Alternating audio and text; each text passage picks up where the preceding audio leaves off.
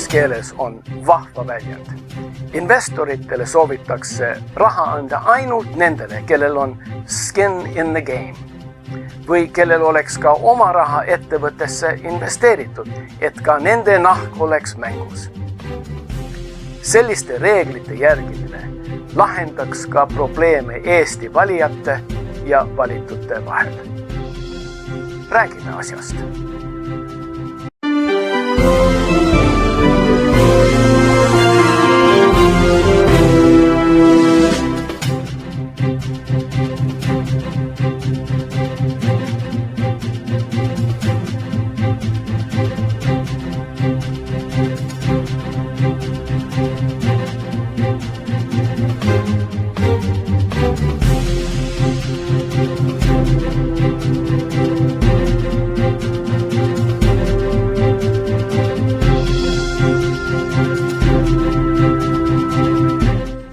See märkus, et inimesed peavad vastutama oma tegevuse eest, on pärit iidsest ajast. Peaaegu 2000 aastat enne Kristust lasi keisar Hammurabi raiuda Babyloni seaduste koodeksist teeli seaduse, et kui ehitaja ehitab maja, mis variseb kokku ja tapab omaniku, siis ehitajat karistakse samuti surmaga. Kui omaniku vanem poeg saab surma, siis hukatakse ehitaja vanem poeg ja nii edasi. Ega Hammurabi arhitekte ega ehitajaid ei vihanud. Aga juba temale oli teada, et teatud valdkondades on võimalik tegijal oma vigu peita nõnda, et need tulevad nähtavale palju hiljem. Hammurabi, kelle rippuvad aiad olid maailma imede hulgas, tahtis rõhutada, et tööd on vaja korralikult teha. See idee, et inimene peab vastutama oma tegevuse eest, on seaduste, eetika ja moraalse filosoofia vundament. Taljoni seadus Lex Talionis kuulutas võrdseid karistusi halvasti tehtud töö eest, silm silma, hammas hamba vastu. Need on korratud Piibli Exodusse ja Levidikusse raamatutes. Tänapäeval on see oma nahk mängus reegel kasutusel peamiselt finantssektoris. Kui firma juhtidel pole firmasse paigutatud oma raha, siis tuleb ette, et nad käituvad oma aktsionääride varandusega ükskõikselt või koguni nii, nagu nendel isiklikult kasulikum on. Seda meie võime ka sageli näha Eesti riigi ettevõtetes. Ma ei taha süüdistada Eesti Energia Sander Liivet või Estonian Airi Jaan Palmerit, et nad ei hoolitse maksumaksjate raha eest. Lasen teistel teha oma järeldused.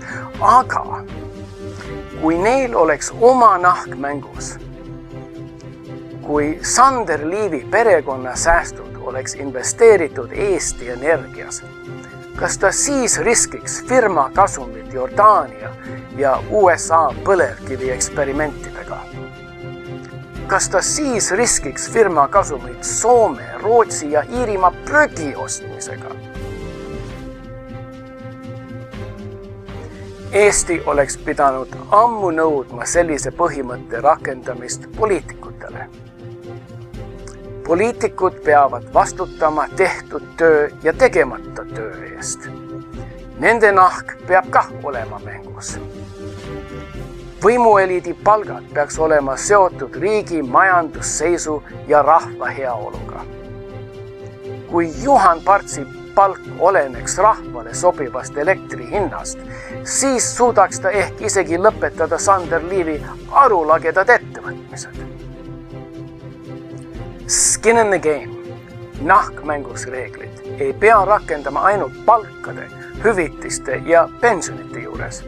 Mina leian, et valimistel peaks sama põhimõte kehtima. Kui Riigikogu või valitsuse liige kandideerib oma valitsuse valimistel ja osutub valituks, siis peaks ta lahti ütlema oma endisest ametist ja oma valitsusse tööle astuma. On aeg lõpetada Eestis kehtestatud ebaaus peibutuspartide süsteem aitab kuulsamate inimeste poolt valijate petmisest, et nende nime tuntusega ebakompetentseid kandidaate volikogudesse sokutada. Skin in the game peaks tähendama ka seda, et korrumpeerunud pistisse võtjad saavad oma kuriteo tagajärgi oma nahal tunda ja valusalt.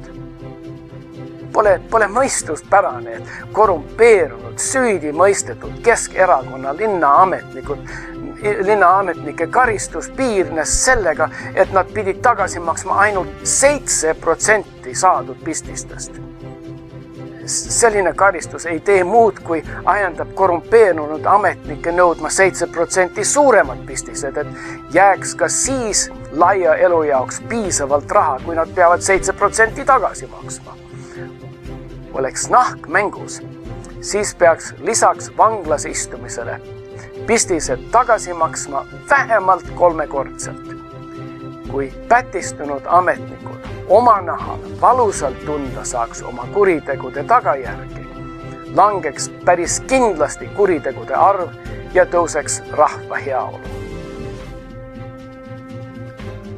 Mina olen Andres Inn ja mina tahaks ümber korraldada valitsuse töökorra nõnda, et istungite ajal saadikutel on keelatud komandeeringud, keelatud kodanikukohtumised ja keelatud igasugune isiklik reklaam ja raha teenimine.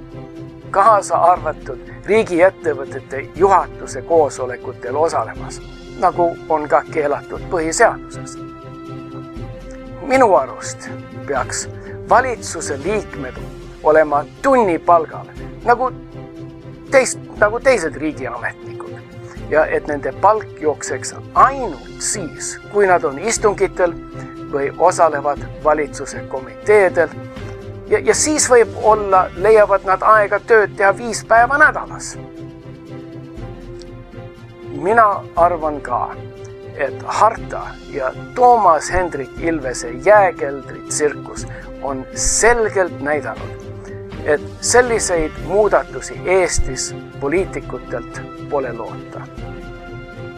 Ainuke väljapääs on alustada liikumist Euroopa Liidu parlamendis ja seal nõuda ka, et sealsete poliitikute nahad on mängus nii hästi otsustega, mida nad seal vastu võtavad, kui ka liikmesriikide asjaajamiste kontrollimisega.